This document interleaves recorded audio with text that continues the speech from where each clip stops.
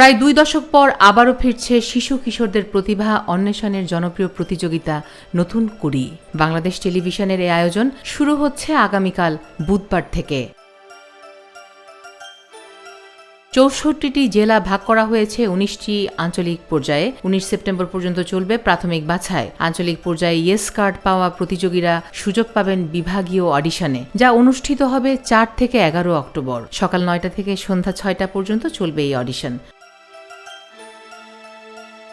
প্রতিযোগিতা হবে অভিনয়, আবৃত্তি, গল্প বলা বা কৌতুক, নৃত্য, গান, রবীন্দ্রসঙ্গীত, নজরুল সঙ্গীত, লোকসঙ্গীত এবং হামদ নাত, এই ৯টি বিষয়ে। বয়সভেদে থাকবে ২টি বিভাগ। ক শাখা ৬ থেকে ১১ বছর, খ শাখা ১১ থেকে ১৫ বছর। ঢাকা সহ প্রতিটি বিভাগীয় শহরে অনুষ্ঠিত হবে আলাদা অডিশন। নির্বাচিত প্রতিযোগীরা অংশ নেবেন বিটিভি ঢাকা কেন্দ্রের মূল ধাপগুলোতে।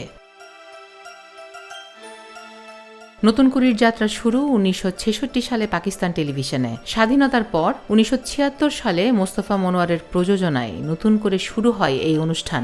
গান, নাচ, আবৃত্তি থেকে শুরু করে বহু তারকার শিল্পী জীবনের প্রথম মঞ্চ হয়ে উঠেছিল নতুন কুড়ি। ২০০৫ সালে বন্ধ হয়ে গেলেও স্মৃতি আর আবেগে অনুষ্ঠানটি বেঁচে ছিল দর্শকের মনে। আর এখন নতুন প্রজন্মকে নিয়ে আবারও শুরু হচ্ছে প্রতিভা অন্বেষণের এই সাংস্কৃতিক আন্দোলন।